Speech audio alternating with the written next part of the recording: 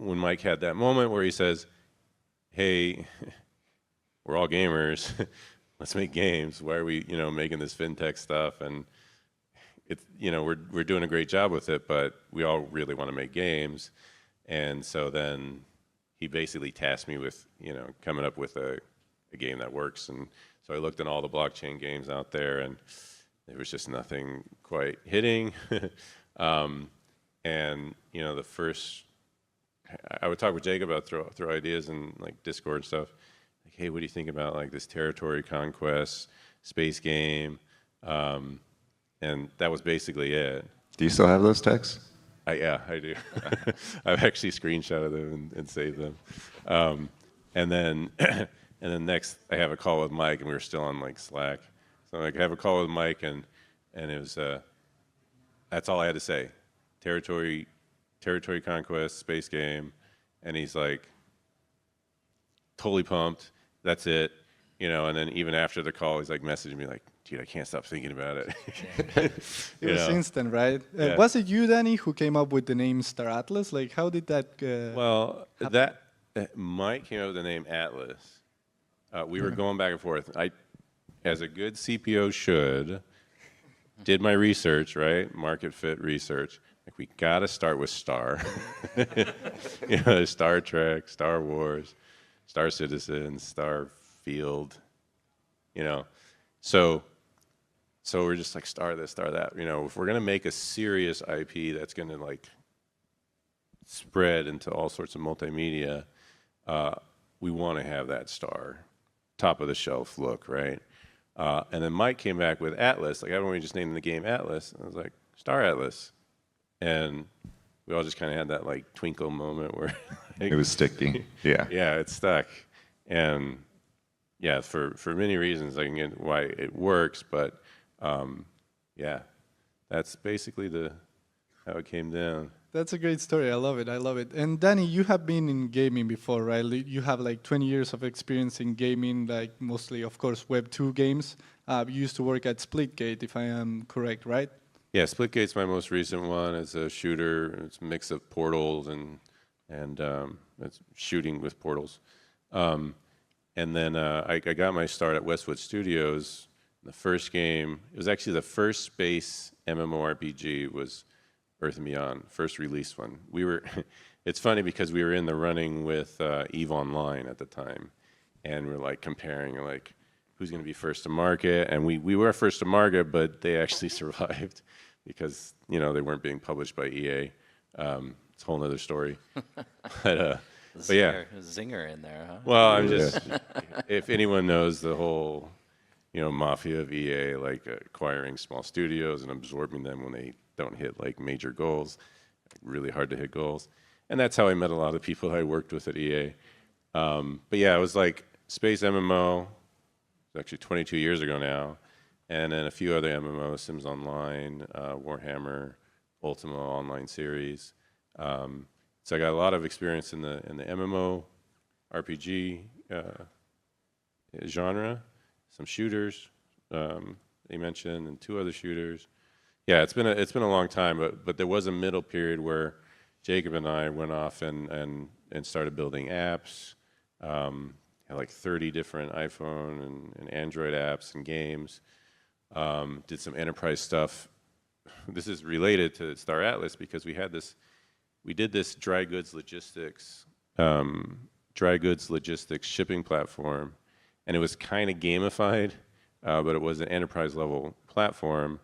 And so that had all the supply chain stuff, similar that we're doing in Star Atlas. So we're bringing all these games together, kind of.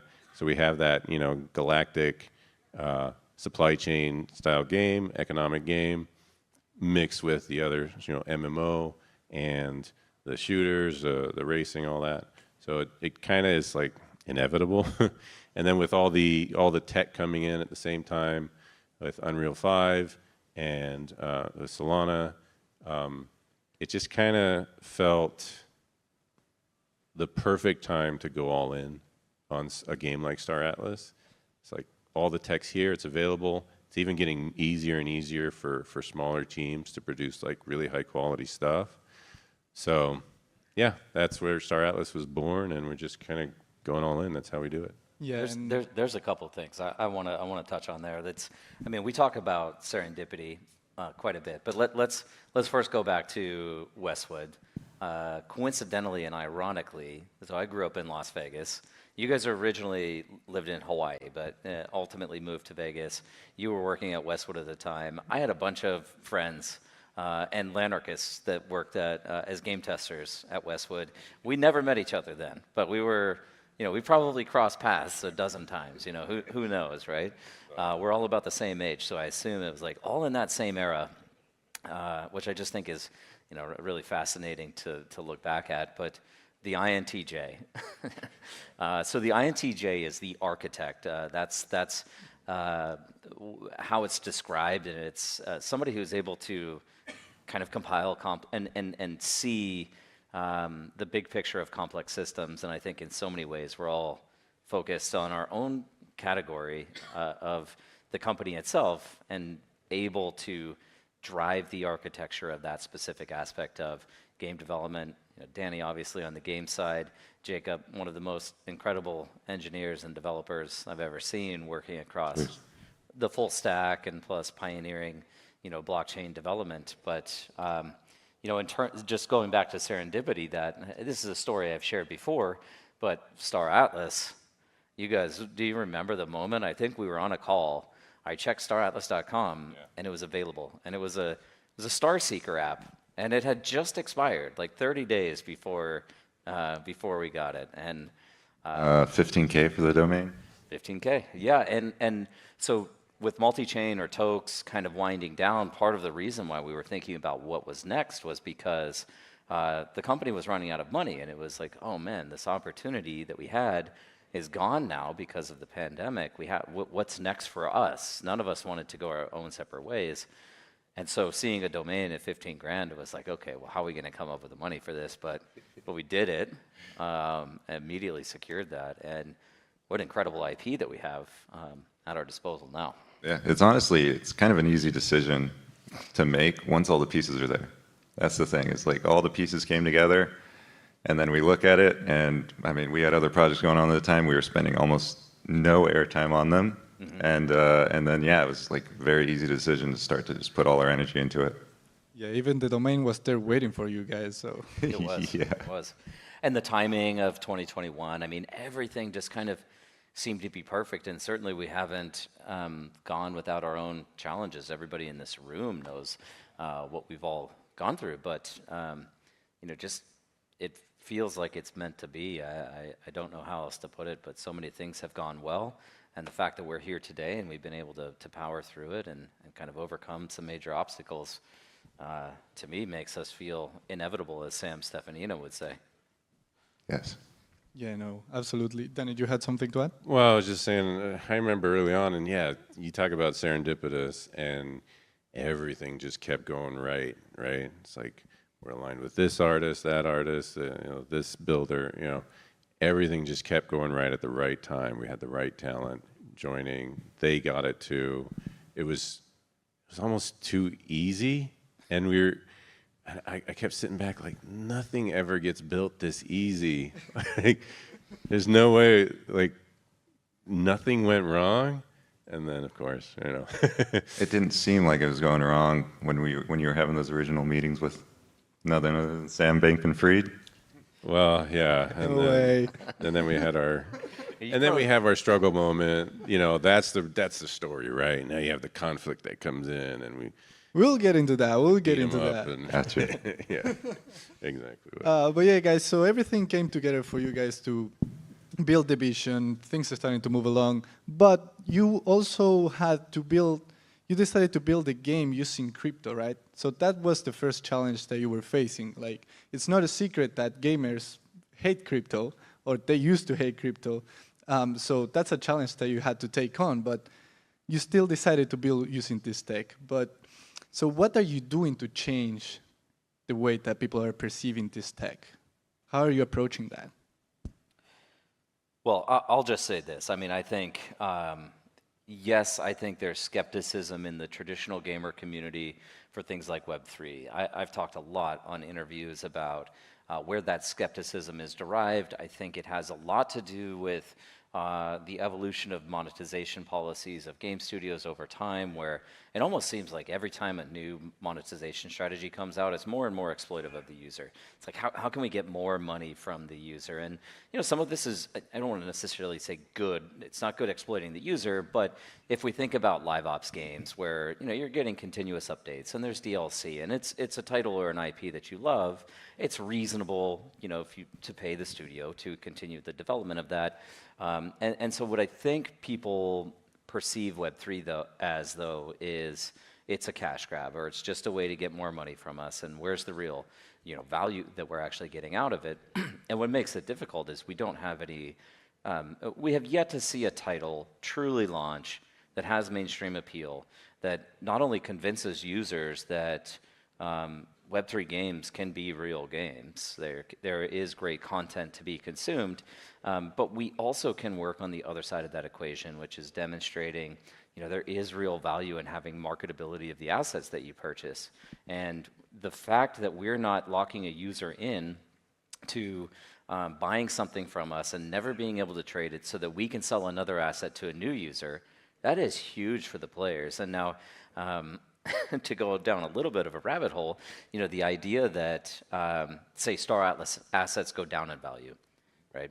Well, that's kind of good for the next person that comes in should somebody decide to exit the game. The alternative is you have zero value intrinsically from day one as soon as you buy the game asset from the studio. So the simple fact that marketability exists, even with underlying volatility, I think is of tremendous value to the user. And obviously, I was just on with Chris in the keynote. We talked a lot about the idea of a cyber nation and the different ways to participate in all of this. But I'll turn it over to Jacob and Danny to speak maybe towards that actual content side of things. Yeah, I've said this before, but I don't think all games need to be Web3. I think the bad taste in gamers' mouth is because, like you said, Mike, like some of these games just don't need it. I mean, I think obviously that Star Atlas is the perfect use case for this.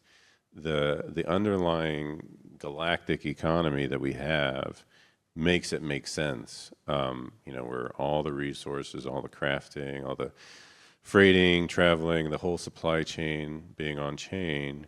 Now you have a game that people who like those supply chain games, have something to do, and then on the other side of that, what are you crafting for? Like, yeah, you can upgrade your own ships and have faster freighting and stuff like that, but there's a whole other type of games that normally probably wouldn't need it if it was just self-contained, like say the racing game.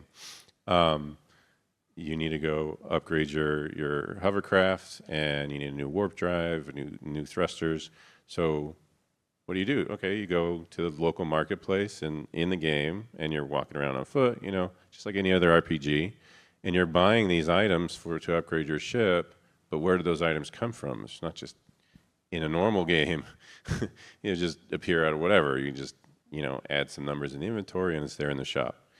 For this, now we have this P2P economy where players are the ones who are actually sourcing the original resources, freighting it to another station, crafting it, deciding what to craft based on how many players are locally playing the racing game, and then delivering it to those marketplaces. All these things that we can do. It's got real cargo manifest to take it there. There's little fees you pay along the way, that kind of thing. And then the whole thing's tied together on the blockchain. That's, we don't have control over erasing things. And it becomes this whole player-to-player exchange that different types of players can kind of vibe off each other and make a whole thriving galactic economy. So for our specific IP, I think it makes total lot of sense. I mean, it's kind of inevitable. And recently we saw eFrontier, and that didn't surprise me at all. Been following them through Project Awakening, and it's like there's no way they wouldn't go to blockchain. You know, a couple of years ago, they were like, "Don't worry, guys, we're not going to go to blockchain on our main shard." I'm like, "Yeah, sure." They worded it just right to leave it open because it's inevitable. If anyone who knows the tech, and these guys are really smart. I mean, you listen to Hilmar talk, and I'm like, they're definitely going to come to the same conclusions, and they did, because honestly, it's the perfect use case for it. Yep. I think it's a bell curve thing, Santi. Like us, our community, we're kind of the proof that gamers love these types of games using Web3 tech. And yeah, we made some, pretty crazy commitments to pioneer it, to figure it out, and kind of do a lot of research. And yeah, some of the things we discovered, I think a lot of other game developers are going to discover as well. What it kind of enables for MMO architecture is wild. Like our core economic engine, when we built Sage, I mean, we built the whole thing from beginning to end in like a year and a half. Like if we were to do the same thing to take an MMO all the way to production, not touching the blockchain at all, it would have been a lot of time and effort, probably 3 times as much. And I regularly mention this, but challenging people to do everything that's happening in Star Atlas, the whole platform, rebuild it without touching the blockchain at all, and you're going to end up with like 100 times more lines of code, right? So it's sort of the paradigm shift in terms of architecting these things out. The scalability, I don't even think we've reached the limits of what we can do. When our game servers like Starcom, the instability there, it goes down and the game is still running, is because it's not hosted by us. It's the core economic engine, the source of truth, the full authority is this on-chain game system. And it means a lot, like not to get too far into the technical details. What connects everything, right, as well. It's Yeah. what connects all the products together. The blockchain as kind of the backbone of it as well. And it kind of fundamentally enables like the path to decentralization. Like we can flip a switch, have these authorities, the game systems, the game items, all owned by this sort of decentralized organization, and it's just impossible without embracing the tech.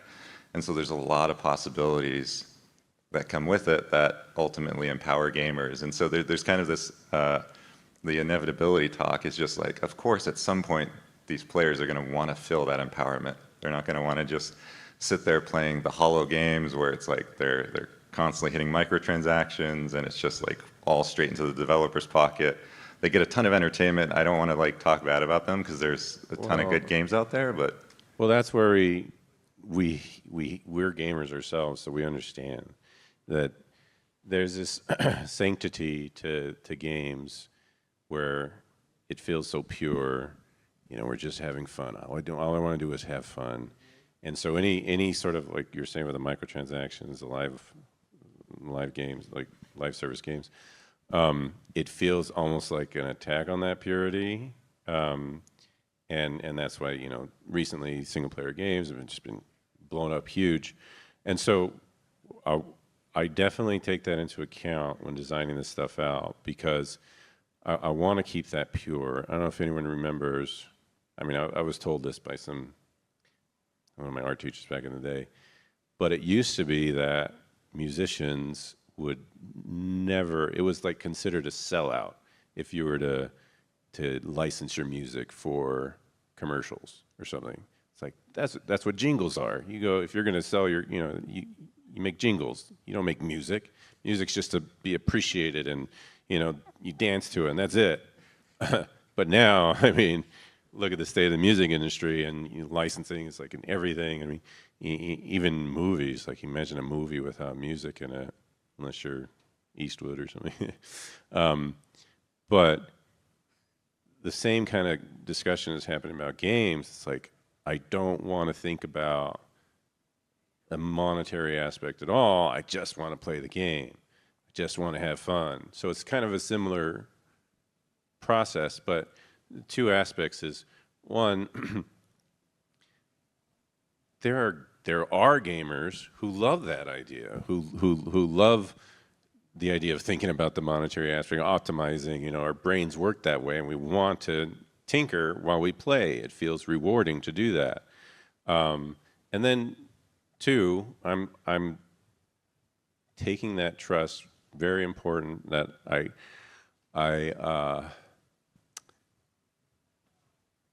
we're setting you talk about wallet abstraction, we're setting down the line before you're even dealt with the crypto.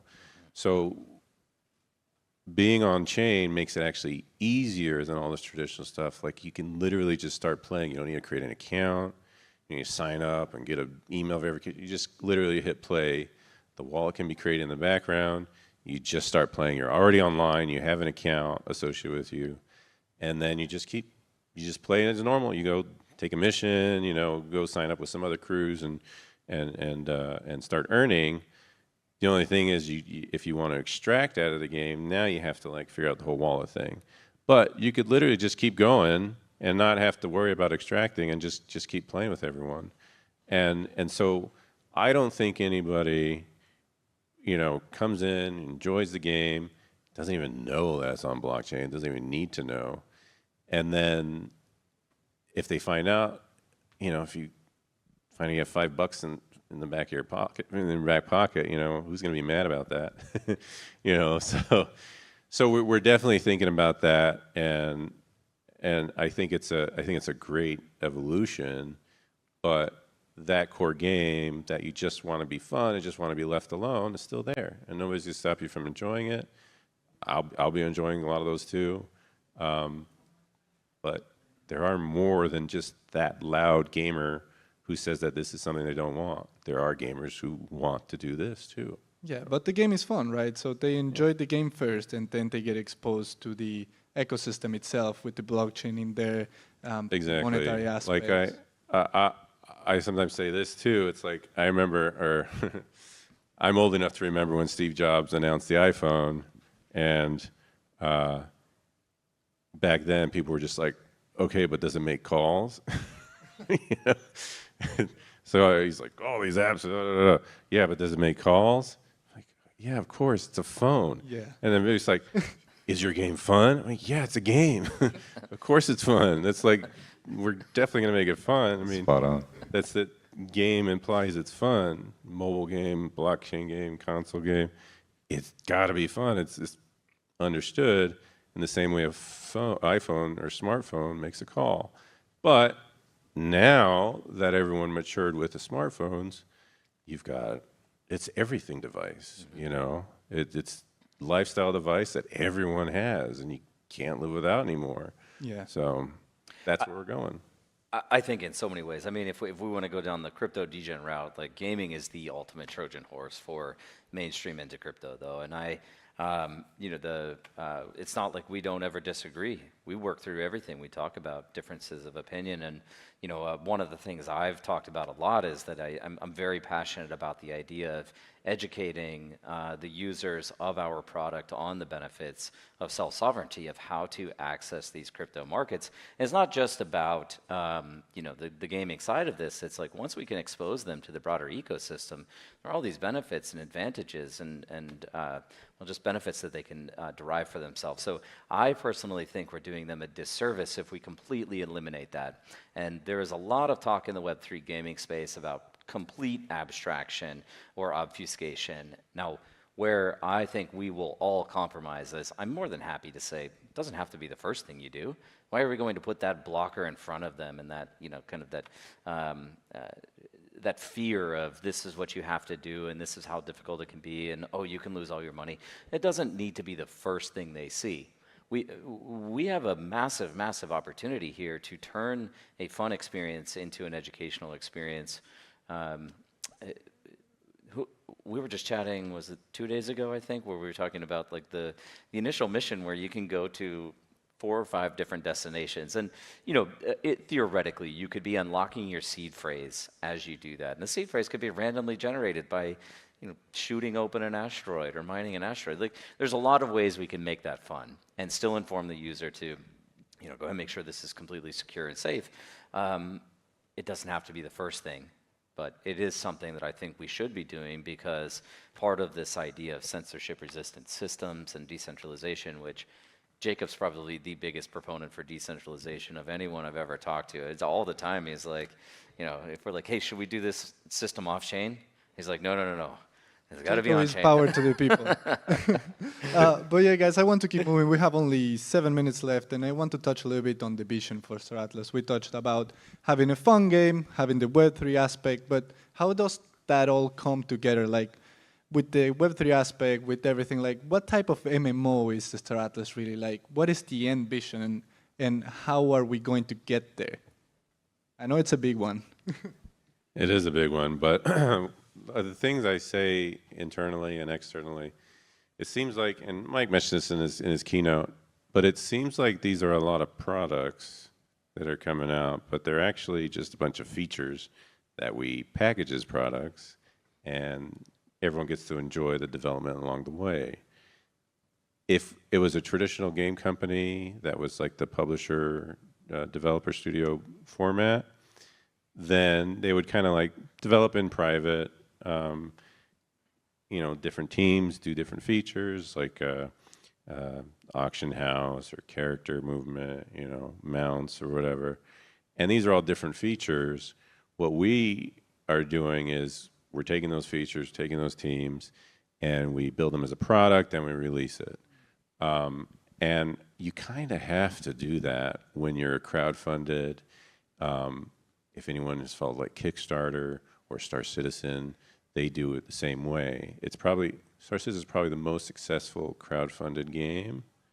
And they've really kind of nailed the model that you have to be almost radically transparent, as Jacob said, where we develop basically everything in the open. I mean, we have these like breakpoint where we come out, we show everyone, look at all the stuff that we've been building. We share all the time as town halls, like the Atlas Brews, and the Discord is just like, I have to like try to hold on to anything that I can keep private just so we can have some fun surprises later.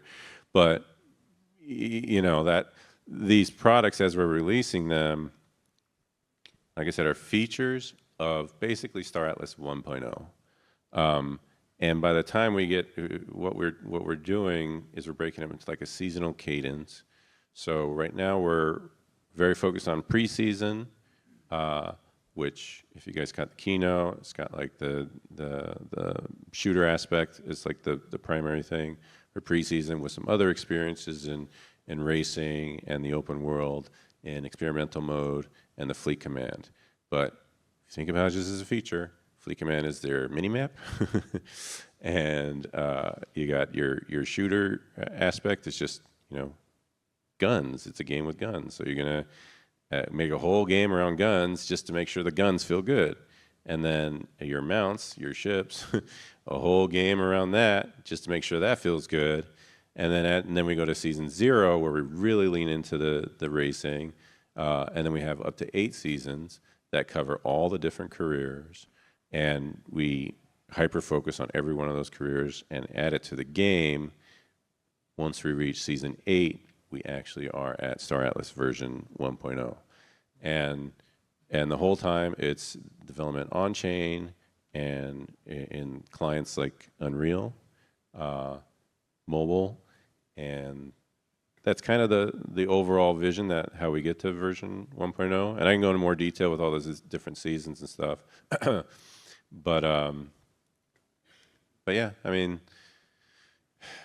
it's a lot of work, but the way I really want it to go is, say Season 0 comes out, it should be a complete game. Like Fortnite, for example, every time they come out with a season or chapter, there's like new things that are added, new content, new features, totally new mechanics that could come out. But nobody says, oh, Fortnite's not done. I mean, Fortnite's done. They're just adding more and more. So what I want Season 0 to be is like someone comes, never heard of Star Atlas, downloads the game, starts a new character, plays through all the loops and all the content that we have available, never even know that it's not a finished full vision. And then every season after that, we just keep adding more content. as if it were something like Fortnite, where, you know, it already feels like a complete game. Somebody can come in and play it from start to end and feel very satisfied, but then it just keeps growing on itself. So that's basically kind of it. If you wanted to take maybe some games that might feel familiar, Star Citizen is one that obviously has a lot of comparisons. But what I played Star Citizen obsessively for a while, and I mentioned that earlier, but it's also like got a pretty steep, not learning curve, it's just a time commitment, learn commitment just to get into it and understand what's there. What I want to do is make a game that has that sort of level of depth, but more accessible and more, it's kind of snappier, you know, I call it the time to engagement, the TTE. So if you're playing with somebody who's like halfway across the galaxy, we got to have that time to engagement be really low, because you spend the first 45 minutes to an hour just getting to the same planet to start doing a mission. So finding ways of making that time to engagement really quick, in the same way kind of like Grand Theft Auto is, you know, it's got all these, so many different types of vehicles and ways of interacting with them, but super accessible, right? You just run up, jump in, now you're playing this car, now you're flying this plane, now you're falling a parachute. You know, all these things I want to make that are really cool about this galaxy-wide open space MMO, and just make it super accessible, like GTA in space, right? So I can keep going, and we're running out of time, but Well, I just want to say, as complex as Star Citizen is, it's still easier to master than Sage. That was a joke. But yeah, guys, we were worried that 40 minutes was going to be a lot, but it wasn't enough. I want to get one last question to you guys, more on a personal level. What does Star Atlas, the vision, mean to you? What does it mean to you personally, to each one of you? You want to start us off, Jacob? It's 30 seconds means a lot, Santi. I think we can go a bit over. We can go a bit over. Yeah, we'll go a little over. I mean, for me, it really represents opportunity. You know, it's not necessarily from a business perspective that we think about what we're building at Star Atlas, because ultimately the idea is this IP transfers into a decentralized organization anyway. I've never been more passionate about building something and the potential to create something, but I also just think when has there ever been a product or concept introduced to the world that can potentially impact everybody and also be of interest to everybody? And you know, I think we have this really great opportunity through gaming to seed the initial digital society and civilization that we described. But you know, quite literally, you can be an entrepreneur, you can be an innovator, you can be a developer, you can run a business on a central space station. You could build using our IP, selling shirts or 3D printed models of our ships or jewelry, or you can create a media company around Star Atlas and your own video content. I mean, it's like anything that you can imagine that you would want to do in the real world, you can do through Star Atlas as well. And you can become a part of something that is already like a cult. We use that word. I knew it was going to come out at some point, but it's like, it's just wild. It's just wild. And we have so many people that are just passionate about the idea. And quite literally, it can impact people from everywhere to participate in these new opportunities. So that in a single word is what it means to me. Yeah, a single word. I think we can go just a couple minutes over. I want to hear this answer from you, Danny, as well, and Jacob. What does it mean to you personally, Star Atlas? Yeah, this is, for me, it's kind of I would say the culmination of life's work. I mentioned some of the things I worked on in the past, and if you look at how Star Atlas is set up, there's remnants of all of that experience all coming together. What makes Star Atlas? So it's an obsession. I probably more than anyone else in the team deals with the most individuals across different disciplines, where I'm going in and figuring out what they're doing, and you know, aligning it to be this broad, consistent vision. And it's just, you have to be obsessed because the amount of context switching is insane. I know I know these guys do that too, but from the product side, it's you have to deal with the art as well as the programming and all the, you know, all the intricacies on both departments.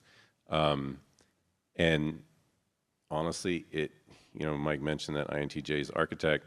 It perfectly fits how my brain works, and I love it, and I'm obsessed with it, and I love seeing all the different problems that everyone's going through and trying to work through and coordinate all the different teams and make sure they're working together nicely. And there's all sorts of psychological components there. We have a remote company, which is a very interesting challenge as well. You know, I see threads on X sometimes that are like work from home or remote work, and there's always like really heated exchanges, but I'm like, dude, we really nailed remote work. Like I've never seen any company work so well, fully remote across the world, and we just nailed it. And these kinds of challenges I find extremely interesting, and not only in the fictional side of it, but you know, in the real world. And then on top of it, it's this whole fictional alternate universe, and thinking about how literally every single thing works in this fictional universe, that takes place on a real economy that works with real world economic forces. It's insane. I sound like a crazy person, and when, you know, when I talk about it with such intensity to people, they go, "Oh, okay."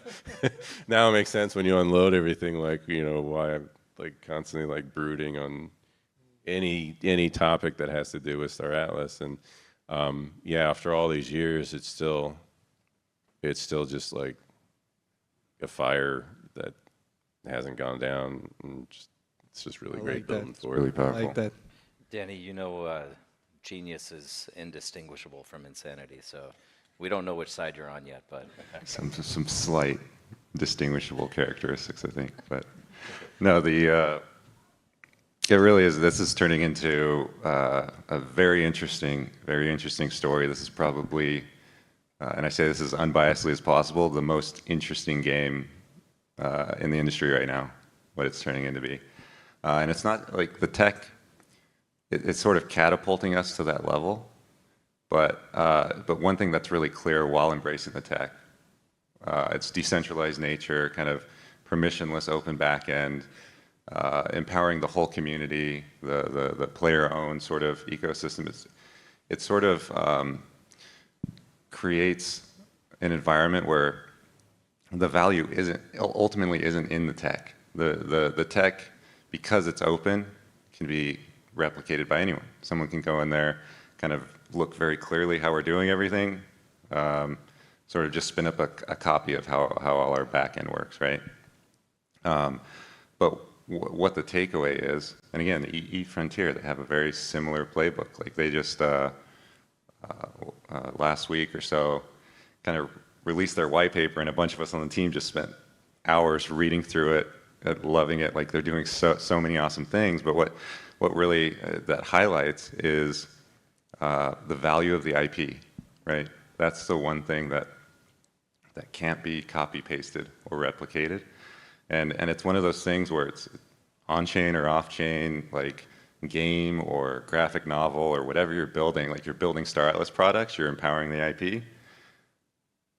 It's very powerful. And so, yeah. I loved all the answers, and I think all the different perspectives from you guys are very well reflected in the product itself. I think that Star Atlas, when you look at it, it clearly has a little bit of all the three of you, you know?